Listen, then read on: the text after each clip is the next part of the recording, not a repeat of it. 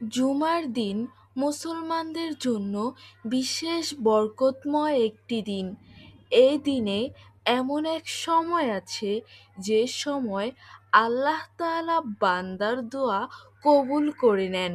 তাই জুমার দিন বেশি বেশি দোয়া ইবাদত করে এই সুবর্ণ সুযোগটি কাজে লাগানোর উচিত। যাদের দোয়া কবুল হচ্ছে না, যারা নিরাশ হয়ে আছেন, তাদের জন্য জুমার দিন সুবর্ণ সুযোগ। আল্লাহর কাছে দোয়া করুন। আসসালামু আলাইকুম রহমতুল্লাহি বারাকাতু।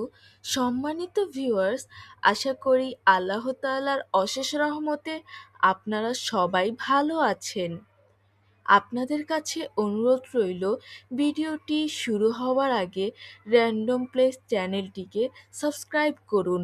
এর দ্বারা ইসলামিক অনেক বিষয় জানতে পারবেন। জুম্মার দিন মুসলিম উম্মার জন্য এক বিশেষ বরকতময় দিন।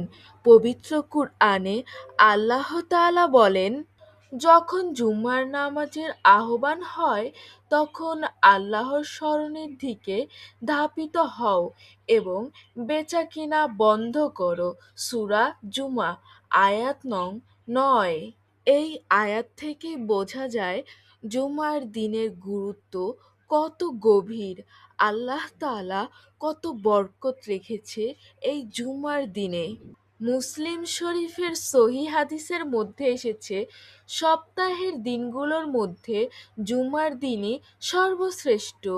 এই দিনে হযরত আদম আলাইহিসসালামকে সৃষ্টি করা হয়েছে, আবার জান্নাতে প্রবেশ করানোও হয় এবং আবার পৃথিবীতে পাঠানোও হয়।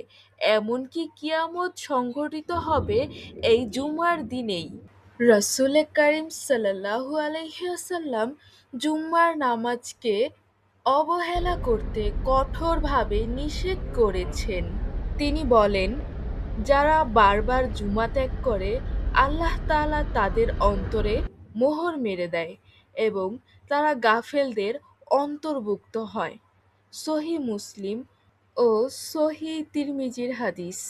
জুম্মার দিনে অন্যতম বড় গুরুত্ব হলো এই দিনে এক বিশেষ মুহূর্ত রয়েছে, যে মুহূর্তে বান্দার দোয়া আল্লাহ তাআলা অবশ্যই কবুল করেন। সহিহ মুসলিম শরীফের হাদিসে এসেছে, এই সময়টি খুবই অল্প এবং নির্দিষ্ট।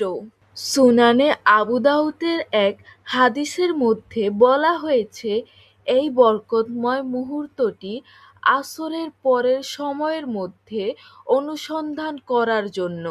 তাই জুমার দিন শুধু নামাজ নয়, বরং বেশি বেশি দোয়া, ইস্তেগফার এবং কুরআন তেলাওয়াত ও আল্লাহর স্মরণে কাটানো অত্যন্ত গুরুত্বপূর্ণ।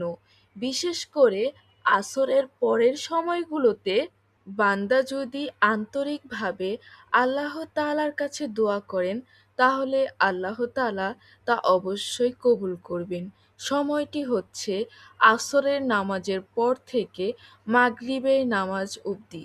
যদি কেউ আসরের নামাজ পড়ার পরে মাগরিবের নামাজ অবধি বিশেষ কোনো আমল করে অথবা আল্লাহর কাছে বিশেষ কিছু চায়, তাহলে আল্লাহ তাআলা ওই সময়ের মধ্যে অবশ্যই কবুল করবেন।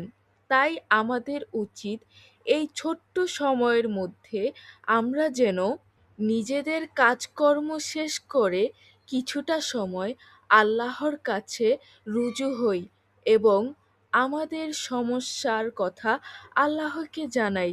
সব মিলিয়ে জুমার দিন হচ্ছে রহমত, বরকত এবং মাগফিরাতের দিন, যেখানে প্রতিটি মুহূর্তই হতে পারে দোয়া কবুলের সুবর্ণ সুযোগ। সম্মানিত ভিউয়ার্স, আপনাদের কাছে অনুরোধ রইল, ইসলামিক ভিডিও পেতে র্যান্ডম প্লেস চ্যানেলটিকে সাবস্ক্রাইব করুন। সুস্থ থাকুন, ভালো থাকুন। আল্লাহ হাফেজ।